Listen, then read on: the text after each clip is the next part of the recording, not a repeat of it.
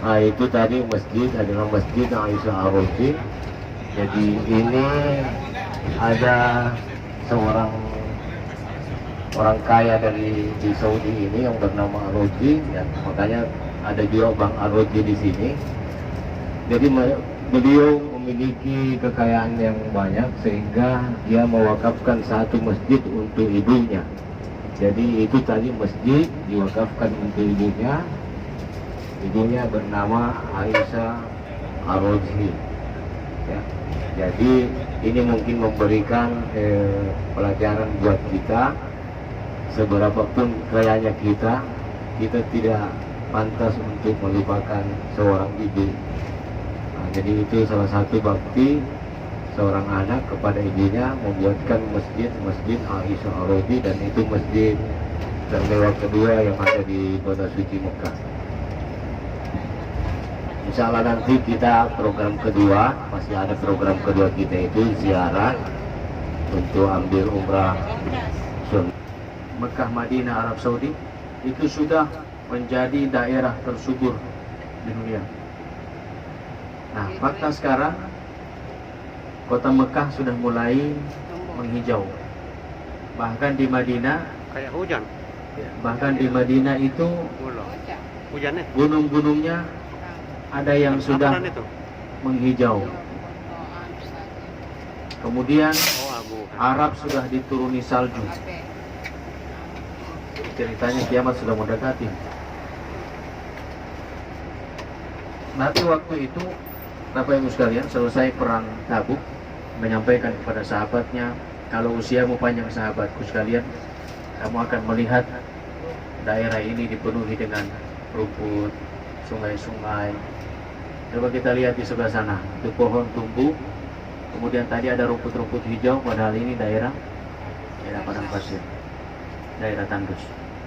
Ini menandakan dunia kita memang sudah tua. Sejak Isra Mi'raj saja, dunia itu digambarkan dengan wanita tua yang memanggil Rasulullah SAW. Itu 1400 tahun yang lalu. Bagaimana dengan sekarang? Bagaimana tuanya? Dulu saja waktu Rasulullah masih hidup, dunia itu sudah diserupakan dengan nenek yang sudah tua. Bagaimana dengan bertambahnya 1400 tahun lebih dengan dunia yang sekarang? Kemudian ada lagi sabda Rasulullah SAW, Bapak Ibu sekalian,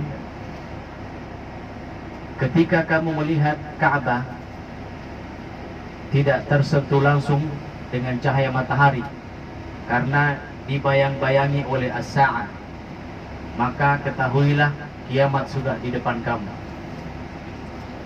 Jadi hadis Nabi ini menunjukkan bahwa suatu saat nanti Ka'bah akan tertutupi dari sinar matahari oleh satu benda yang namanya as-sa'ah. Waktu itu sahabat belum paham apa itu as-sa'ah. Ada ulama yang menyebutkan, menceritakan, dan mereka menafsirkan bahwa as-sa'ah yang dimaksud itu adalah jam. Di Masjidil Haram sekarang sudah ada jam itu. Jam di Tower Zam-Zam. Ketika matahari bersinar, bayangan matahari itu tidak menyentuh Ka'bah. Itu terhalang dengan as-sa'ah yang ada di ujung Tower Zam-Zam. Jadi benar-benar tanda kiamat sudah semakin dekat. Apalagi lembah Arab dituruni salju. Berapa kali sudah salju turun sini Pak Supir? 2 kali. 2 kali. Nah ini Arab dituruni salju, Indonesia belum. Arab dituruni salju.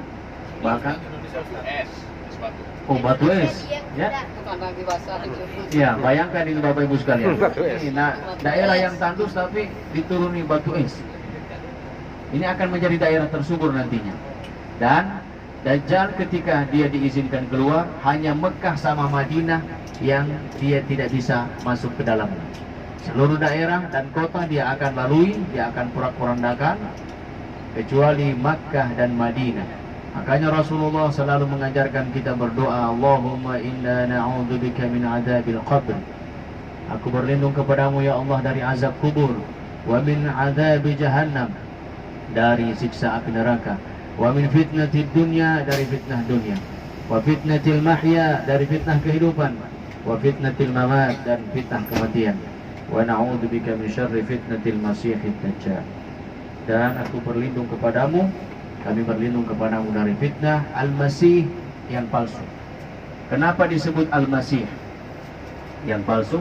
Karena al-masih sesungguhnya adalah Isa ibnu Maryam.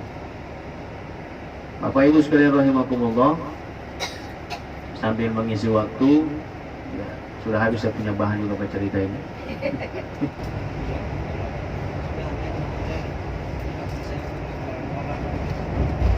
Semua begitu. Nanti Ustaz Maryam kemarin. Bukan semua.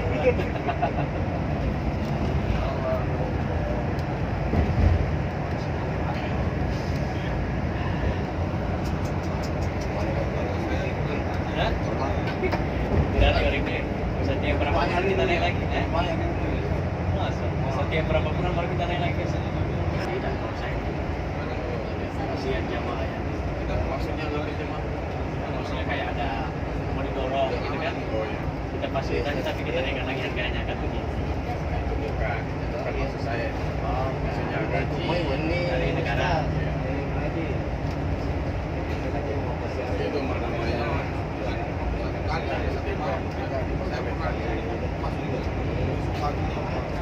Jalan ke Madinah begini. Ya, gedean Sama dia. tapi kali Apanya? Dari jalan di sini. laju-laju gitu. Iya, saya aja sampai 200. Cuma di sana nggak ada lampu. Itu yang bikin nggak ada lampu jalan, nggak ada. Kalau malam yang kelihatannya itu lampunya doang. Kiri gunung kanan gunung, kiri gunung kanan gunung. Harga 200. Ya saya tahu. Yang goyang ini 200 itu. Katanya di sini listrik gratis, Pak sopirnya. Tidak. Jadi di sini Bapak Ibu sekalian listrik itu gratis. Tidak ada yang bayar. Banyak minyak. Ya, termasuk Hotel Al-Ulayan itu gratis semua listriknya. Masya Allah, kita di Indonesia berapa listriknya? Mahal. Ya, mari kita pindah ke Saudi. Tapi air lagi setengah mati. Supaya kita naik haji tiap tahun ya. Pajak aja cuma 500 real 10 tahun. Pajak 500 real 10 tahun. Masya Allah. Makanya mobil-mobil ini. Baru itu hotel, saya dengar Hotel Al-Ulayan itu dibangunkan oleh negara. Kemudian hasilnya diberikan kepada yang diberikan pemiliknya itu. Jadi bukan pemiliknya yang membangun, negara yang bangunkan. Kenapa negara yang bangunkan? Suatu saat kalau ada pelebaran tata kota, misalkan di Haram, dan itu digusur, jadi pemiliknya itu tidak boleh menuntut. Bahkan dulu di daerah Masjidil Haram, di daerah Tower Zamzam itu ada hotel-hotel yang kecil. Ketika digusur mereka malah senang karena akan dibangunkan hotel yang lebih bagus, diberikan hotel lebih bagus. Itu di Arab Saudi, di Hidayat Arafah. Ini permulaan Arafah. Staf Here. Nah, Here.